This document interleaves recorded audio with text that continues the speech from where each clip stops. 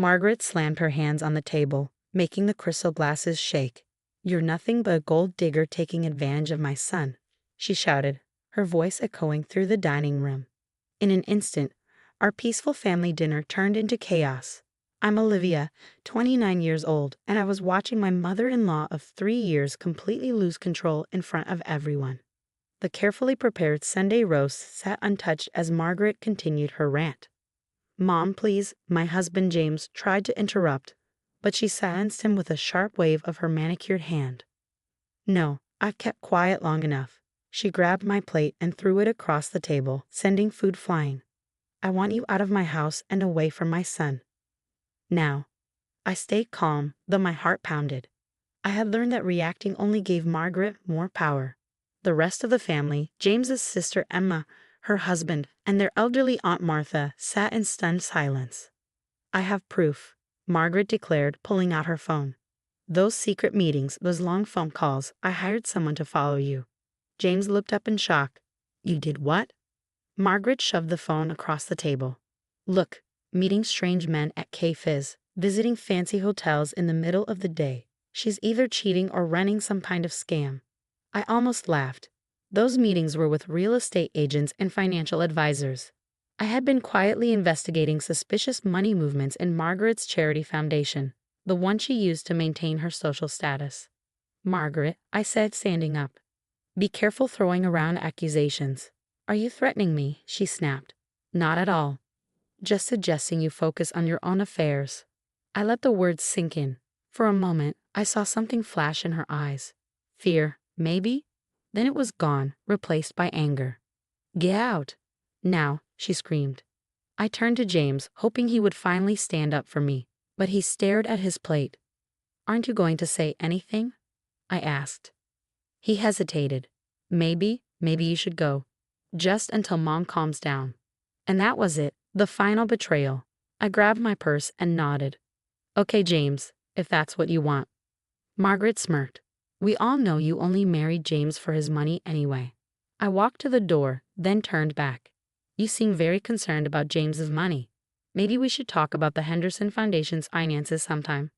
Margaret's face turned pale. "What about the foundation?" James asked, suddenly paying attention. "Nothing," Margaret snapped. "She's just trying to cause trouble." I didn't wait for more.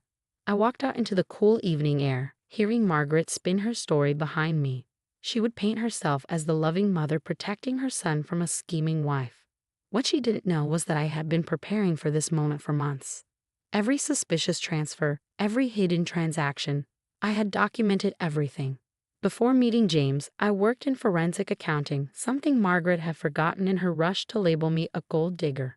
I got into my car and made a call. "Hey, David." "Yeah, it happened." She took the bait. "Start the audit tomorrow." David, an old colleague, had been waiting for my signal. Margaret's need for control had finally led her into a trap of her own making. I drove to a small apartment I had secretly rented months ago. Margaret had been getting more aggressive, and I had known this day would come. Now I knew why. Her lies were catching up with her, and she needed me gone before I could expose her. As I settled into my new space, my phone buzzed with messages from James. "Mom's really upset. Maybe give her time to cool off." "Where are you staying?" I ignored them. Let him worry. Let him sit in his mother's house, eating her food, listening to her lies. The truth would come out soon enough. I walked to my home office and stared at the web of transactions pinned to my wall. 3 years of watching, 6 months of investigating, all leading to this moment. Margaret thought she had won tonight, but she had no idea what was coming. Tomorrow would be very interesting. This morning I woke up to 17 missed calls, 5 from James, 8 from Margaret, 3 from Emma, and 1 from Aunt Martha. I ignored them all, made myself some coffee, and watched the sunrise from my apartment window. By 9 a.m., my phone rang again. It was David. "It's done," he said. "The audit team arrived at the foundation 30 minutes ago." You should have seen Margaret's face when they walked in with their briefcases. I smiled, sipping my coffee. "Let me guess." She tried to stop them. Tried and failed. "The board members you contacted last night had some serious questions about those offshore transfers. They're not leaving without answers." Perfect. Phase 1 was complete. Just then, James called again. This time I answered. "Where are you?" he demanded. "Mom's freaking out.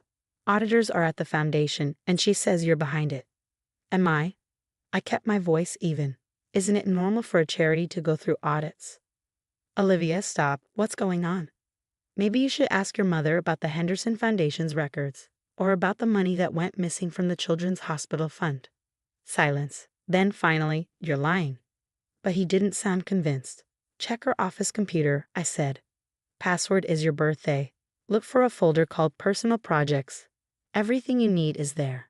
I hung up before he could respond. James had spent his life taking the easy way out, letting his mother control everything. Now he had to face the truth. Around noon, Emma knocked on my door. I wasn't surprised.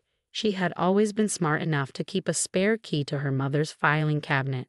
"I found the documents," she said quietly. "The missing hospital funds. Did you know all along?" I stepped aside, letting her in. She looked pale, shaken. "I started suspecting 6 months ago," I admitted.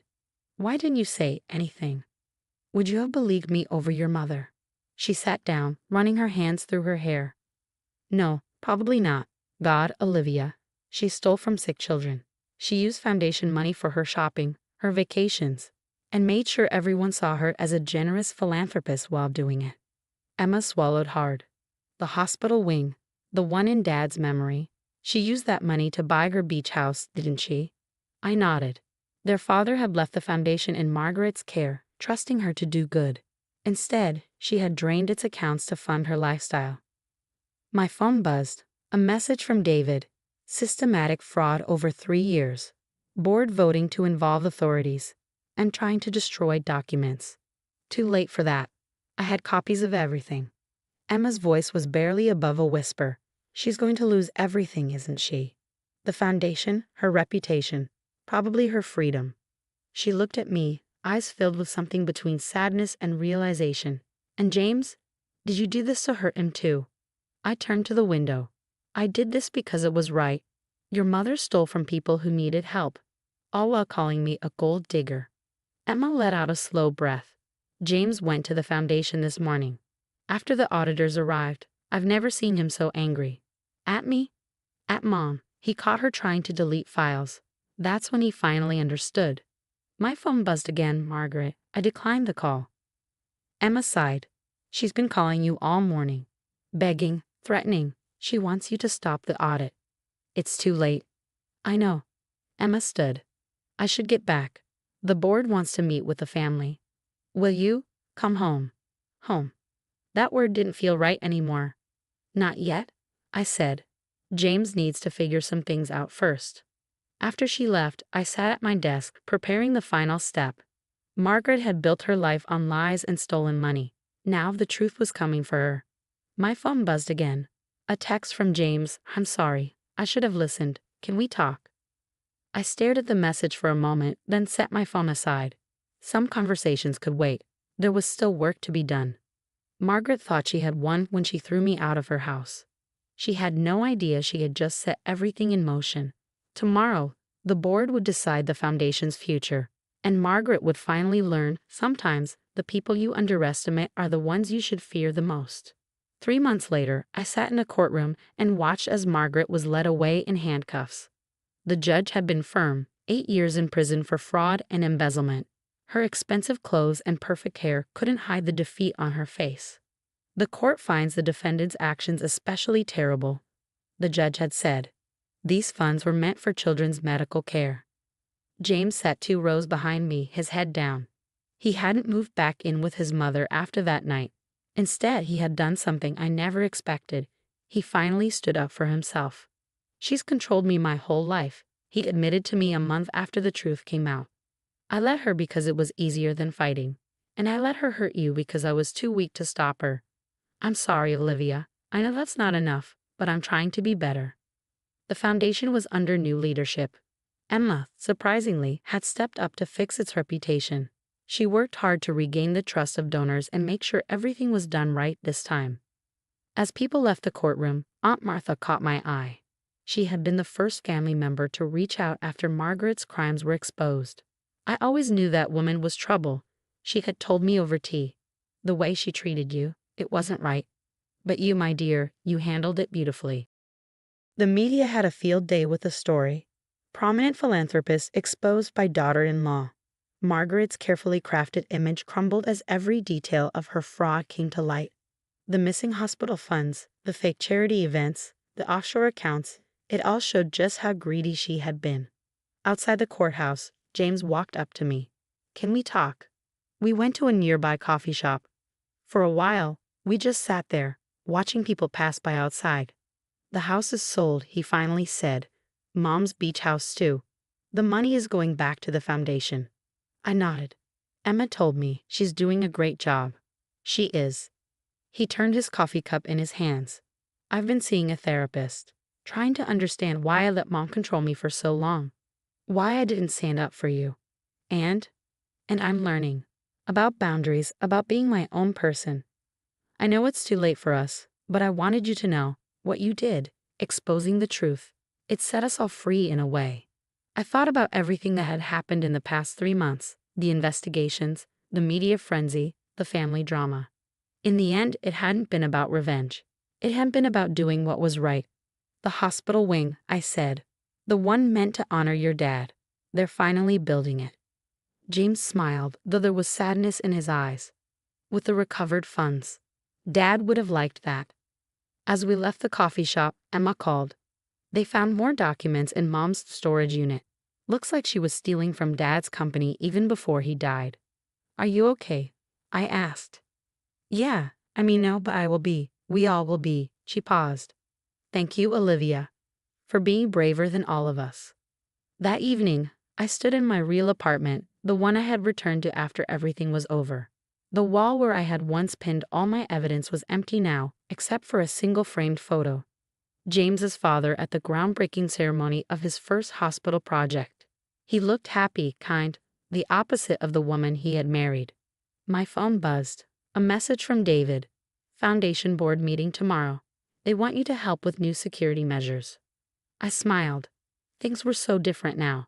Margaret had thought that throwing me out of her house would protect her secrets. Instead, it had led to her downfall. James and I would never be together again. Too much had happened.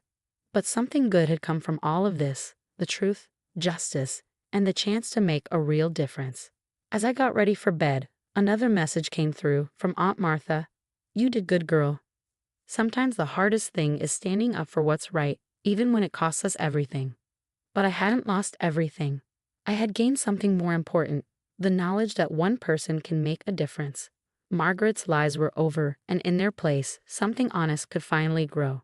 Tomorrow, I would help rebuild the foundation and make sure no one could ever steal from it again. But tonight, I looked at my reflection and smiled, free at last. Sometimes, getting kicked out of a house is just the beginning of finding your way home.